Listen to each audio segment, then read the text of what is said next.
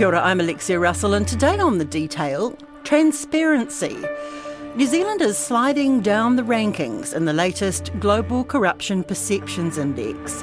Now, New Zealand, once a global leader in transparency, we've just taken a major step back. We're still fourth in the world at 83 points out of 100, but it's the downward trajectory on the graph that's worrying experts. The decline started back in 2015 and seems to be picking up speed. Why is it important? It's where you look at it from where we've come to where we are now, that where this concern is. We used to be, ranked first equal, second was Denmark. We're now well behind them, 7 points behind them. Denmark's still on top. A significant shift sees New Zealand falling out of the top three for the first time since 2012, while Singapore has moved up 2 places to claim the third spot.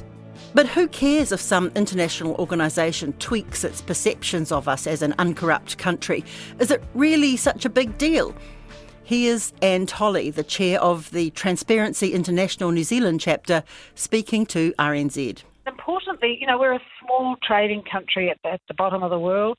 We need every fillip that we can get, and our reputation really is critical for us. So that's why we're saying, look, it's time we stop taking this for granted. We're too complacent and we need to take some action. And this is former Attorney General Chris Finlayson talking about the Helen Clark Foundation report on transparency, Shining a Light, released late last year. When it comes to corruption, then I think we need to take a zero tolerance approach. Any form of corruption in this country eats away at the social fabric and political fabric and cannot be tolerated. Perceptions matter. Brand New Zealand is a key driver behind our export industry, including tourism. A drop in the corruption ranking makes it harder for companies to trade or do business with us, affects the cost of accessing finance, which eventually trickles down to household mortgages, and also influences big multinational firms when it comes to entering the New Zealand market. Think IKEA or Amazon. An increase in fraud, corruption in border and immigration services, and a lack of transparency in the lobbying industry could be why New Zealand is falling on global corruption rankings. Well, Transparency International has been working on this for many years. We agree this is a really weak spot. It's been commented on by the UN, by the EU. Every study that's done of New Zealand comments on the fact we have really lax rules around lobbying. The first thing we want is for the government to take this seriously now and set up a lead agency that's focused on anti-corruption, that's making sure that, particularly we want growth, but we want good growth. We want foreign capital coming in, totally support that, but we want clean money coming in, not dirty money. The CPI ranking came out on February the 11th. A week later, the Public Service Commission's inquiry into how government agencies did or didn't protect personal information for the 2023 census was released. You had to really read yesterday's report to believe it. It is the Public Service Commission's report into the use of census and COVID data at Manarewa Marae. It's important to point out whether that information was misused at the Marae is being investigated separately by various people, including the police. This report focused on government departments.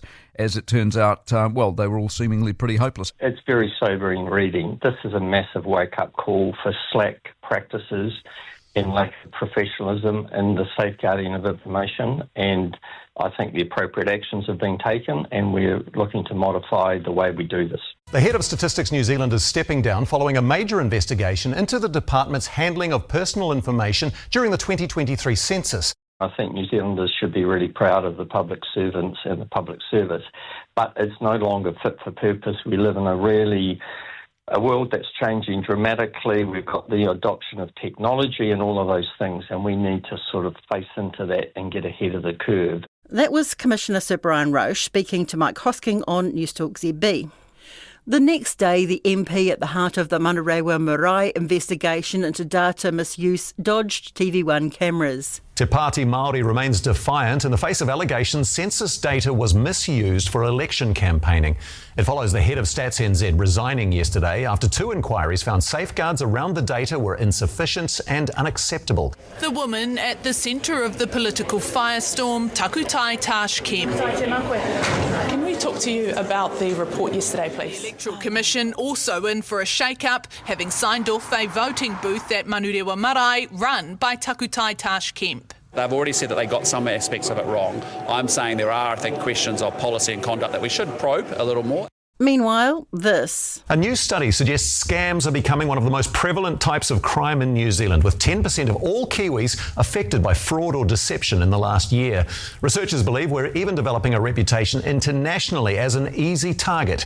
The same day, Newsroom revealed that the Ministry for the Environment spent almost a year denying the existence of a long list of projects to be included in the fast-track legislation, only to be forced to release that list after intervention from the Ombudsman. Forest and Bird had asked for it under the Official Information Act and says because of this secrecy, New Zealanders were denied any chance to protest.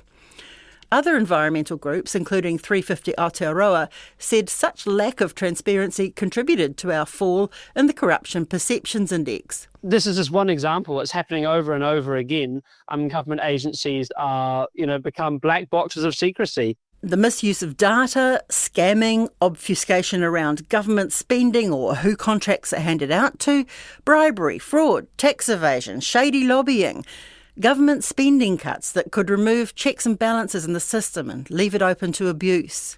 It's all happening here, and it's all contributing to a chipping away of our international reputation. On Friday there was more. RNZ's Phil Pennington writing about Health New Zealand leaving sensitive data unsecured with no safeguards over conflicts of interest and no audit process in place. And yesterday, a former Auckland Council building inspector was sentenced for taking $35,000 in cash bribes. Transparency International's New Zealand CEO is Julie Haggie. We were for years and years equal with Denmark, first or second, or first equal, second equal. Then we dropped to second, then we dropped to third. That drop has been quite dramatic. And this year, again, the graph we've provided, just shows basically we're on a downward slide. We're now 7 points behind Denmark on the points scale for the Corruption Perceptions Index. And that's a fairly good indication that we're not going to get back up to the top. So whilst it's still good, and we still have really good systems in New Zealand that protect us, but there's a huge risk there with us not doing too much about those systems. So they're there, but we're not doing enough to counter the increasing threats that we've got from corruption from outside and within New Zealand. Okay, we'll talk about that soon, but just tell me about this points system first. It's points out of 100, and what are we scored on and who does that? Yeah, so the Transparency International itself doesn't ask people for their opinions. It relies on corruption questions that are included in 13 global surveys.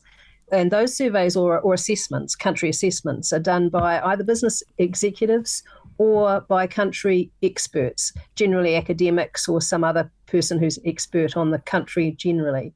And so that's where they come from. And as part of each one of those surveys, they'll ask questions on corruption. And it's always relating around the public sector and the interaction between public sector and government.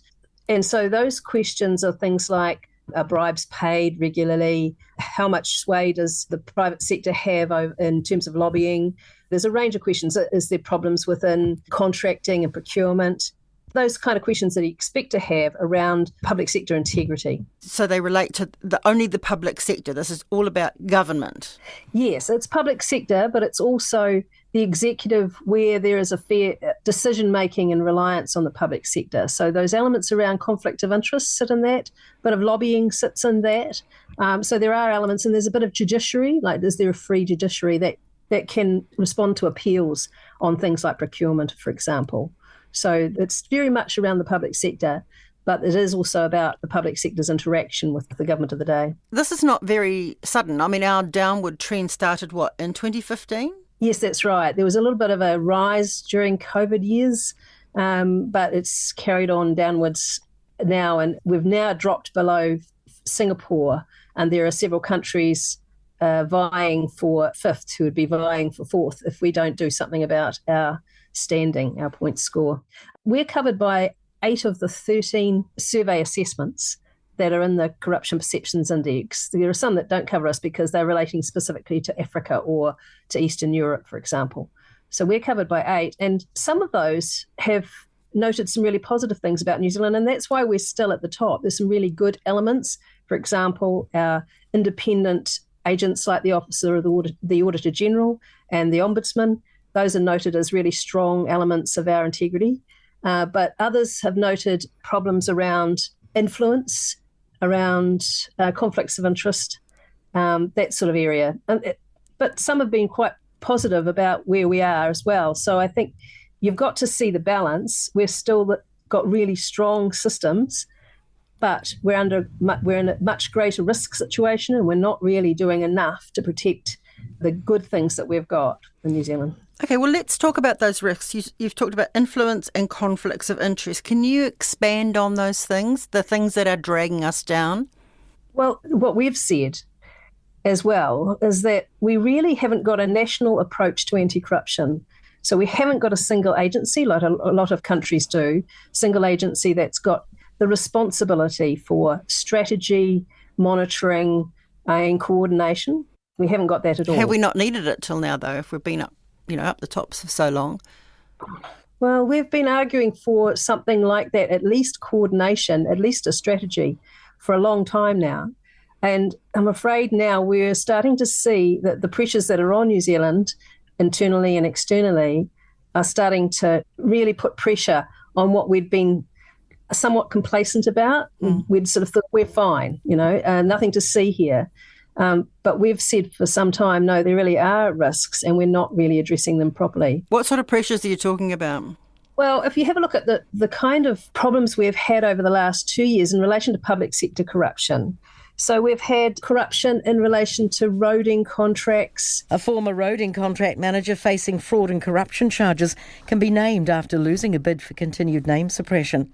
Jason Koroheki faces 3 charges of obtaining by deception and 12 charges of acceptance of gifts by an agent. In relation to transport, that's where bribes have been paid. Those sort of infrastructure where there's large contracts around. So that's one of the issues. We know there's been problems in immigration with officials being bribed. An Auckland migrant has recorded phone conversations he had with a licensed immigration advisor who offered him a job to get residency if he paid $70,000. So these are the cases that have actually been followed through by the Serious Fraud Office.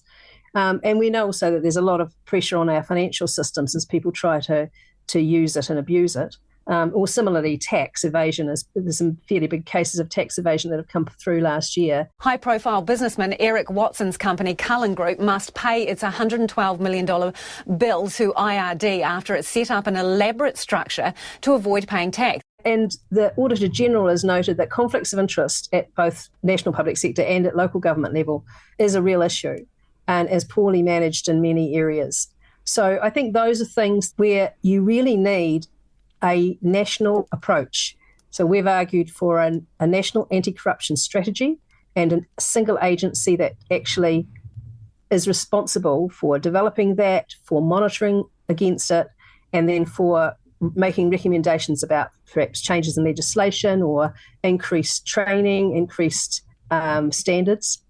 I think if we said the one thing that would really help would be that. When you talk about conflicts of interest, are you talking about Shane Jones and his dinners with fishing mates or, the tobacco lobby cozying up to New Zealand First? Associate Health Minister Casey Costello has had her first big meeting with health workers who are still fuming over the government's repealing the smoke-free generation law. Costello has defended the repeal and continues to deny the move was influenced by big tobacco. So do we not name names here? Well, we're talking about perceptions with the Corruption Perceptions Index. And I think anywhere where you have a lack of transparency and an apparent influence, that's the problem. The Auditor General has noted examples happening all over New Zealand with that. So I don't think it's just related to Parliament, but, the ones at Parliament are probably a bit more visible.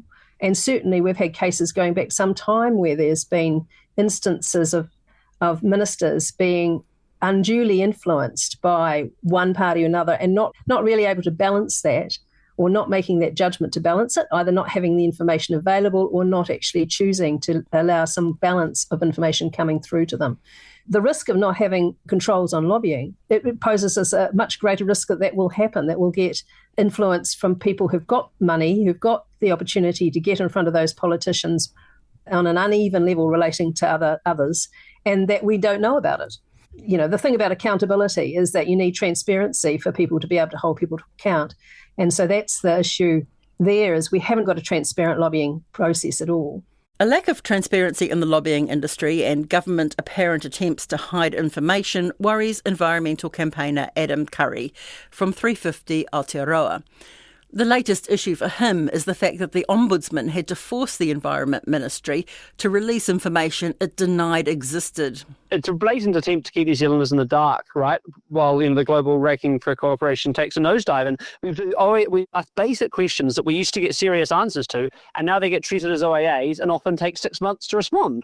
It's incredibly untransparent, and it really is a marked change from what it used to be, just 2 or 3 years ago. We used to be able to, have serious conversations about these issues that are affecting New Zealanders, advocate for the environment, advocate for democracy, whatever it may be, having conversations with them, instead of now any request for basic details of just like, right, that's an OAA, and then we'll, you get the answer in 5 months' time, and you probably won't get the answer in 5 months' time.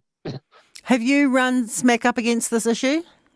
Yeah, we've run, smack back against it. And, and quite often they'll say that documents don't exist, that we literally know exist. Maybe we've got a friend that works at MFE or whatever that isn't able to provide the documents to us, but they can let them know they exist. We OAA them, and they say they don't exist. And then 6 months later, they appear magically out of the blue, and they cannot. And it's just incredibly frustrating because, there's this global tide of, disbelief in democracy and conspiracy theories and all this stuff. And the government should be, pushing for transparency, showing that actually they don't have anything to hide, engaging with people, building trust. And there's never been more important. But, instead of this, we're just getting, a couple of, comms blockers in front of every government agency that we can never talk to. And then New Zealanders can't actually get the facts right. New Zealanders don't believe what's going on, and then it's just not good for the government, and it's definitely not good for democracy. Adam says we are increasingly seeing the government pressuring agencies to not reveal information they should be releasing, and at the same time, lobbying groups are pressuring the government to withhold information. Because lobby groups are working with government on these things on the fast track. Mining groups, agriculture groups are helping write this legislation. And even if the government wants to release information to them, often they're stopping them from doing so. So we don't even know who the government's meeting with, where the lobby groups are, and we know they're exerting this toxic influence, but they're not being transparent about it. And that's what I think is really important. We need to reverse that trend. How do we know that there's information to be found in the first place if it's all on the down low? Well, exactly. We're digging in the dark. Are you relying more on whistleblowers? We're relying on whistleblowers. We often send lots of requests and sort of hope to capture something. But then often, if you stroke the neck too broad, they'll just send you information that they want you to see. And I understand that processing OAAs takes time for agencies. So it'd be much more efficient if they just release this information in the first place, proactively send it out to the public so that we can see what's going on, instead of having to have these cloak and dagger, wars with agencies that just waste everyone's time. Lobbying itself is not a problem. We need it in a way. It's part of our democracy. But it's about the recognition of risk. And when the Code of Conduct for Lobbyists was developed last year, our main criticism of that was that there really wasn't a recognition of risk by the lobbying industry, there's the sort of third-party lobbyists, that they really didn't see where there was a problem. And I think, like any developing professional group, you should expect people to think about ethical concerns on every occasion where they interact with someone in power, and the same from the person in power reacting with that person. So there should be set down guidelines or actual requirements that say you need to declare your interest. You need to make sure you're not abusing the relationship. You need not to set up conflicting relationships with a person who's either a minister or a person who's a senior government official. Transparency International NZ says lobbying here is unrestrained and opaque, with no professional standards and no public register of lobbyists or the clients they represent. The group sees this as a risk, with no accountability of how the private sector engages with one part of the executive wing of government, undermining the impartial and transparent advice provided by the public service. MPs and public servants, on the other hand, are guided by the Cabinet Manual, their meetings, diaries and advice and correspondence subject to the Official Information Act. The Cabinet Manual is a really useful piece of ethical guidance for Cabinet ministers, and I'm sure that seasoned Cabinet ministers think about the ethical underlying elements of those more than, say, somebody new, and certainly more than any third-party lobbyist would. Or new third-party lobbyist. It's there are some. I'm not saying that the third-party lobbyists are totally unethical, but we'd just like to see them actually be active in their own regulation, and I think supporting that would be great. But that's just one of the issues. I mean, I think the problem of not having a national approach towards anti-corruption, you can see it where we have failures of government action where you've got a clear conflict of interest and it's just not been recognised. Corruption risk assessment or a conflict risk assessment hasn't occurred. And you just see that coming through quite a lot. Those are the gaps in which people who want to game the system, who want to abuse the system, are going to flourish. Another change Transparency International's been pushing for is a register of beneficial ownership or beneficial control, basically a list that would reveal who's really behind legal entities, complex company structures and trusts. It's something Cabinet's decided it's not a priority, and even if it does happen, it wouldn't be public. People have used company structures to set up a kind of maze of layers in order to hide where money is coming from and going to, who's the actual people who are controlling what happens with it. And that's been a feature of New Zealand's financial system for quite some time. And trusts are also a major issue for New Zealand. We're noted as being as a high risk for New Zealand. So what is needed is the ability or the requirement for companies to advise who actually controls the organisation, who actually controls the entity. Of course, this has relevance when it comes to working out where those big party donations come from, right? It could do, yes, that's right. It could do. You could follow your money back. It's not just that, it's also that people use New Zealand's financial system to establish an entity in one country, say the Cook Islands, for example, and then use a New Zealand shell company to put money through, to hide money, to have it sitting there for a while, or to enable some other form of entity to be created in a country like New Zealand, which has a good name, so that people assume that it's fine to deal with and there's nothing to see. It's about money laundering, really. It's where money is shifted around to make it disappear or be hidden or be opaque. Then it's used in various other ways or shifted onshore or offshore. It's about organised crime. It's very much related to that. It's also about people from overseas using New Zealand systems to hide their own ill-gotten gains or to evade tax in their own country and in New Zealand as well. We're not saying that we're living in some, hellscape dictatorship country. We're not. We're really lucky to live in New Zealand, and we're lucky to live in the many democratic freedoms and all the transparency that we do have. But it is going in the wrong direction, and that's why it's the most important. It's not too late to, push back and really, promote a world leader in transparency. We've led the world in so many things, including in transparency, including in trust building, in many, many areas, and we want to be going back in the right direction. And so, yeah, absolutely, we're not. It's not the end of the world, but the best time in every single issue, whether it's public health and most definitely regarding this, is to catch it while it's early and take action to change the shift and change the direction. That's all for today. The Detail is a newsroom production supported by RNZ and New Zealand On Air. This episode was engineered by Jeremy Ansell and produced by Gwen McClure. Thanks to Julie Haggie and Adam Curry. I'm Alexia Russell. Mā te wā.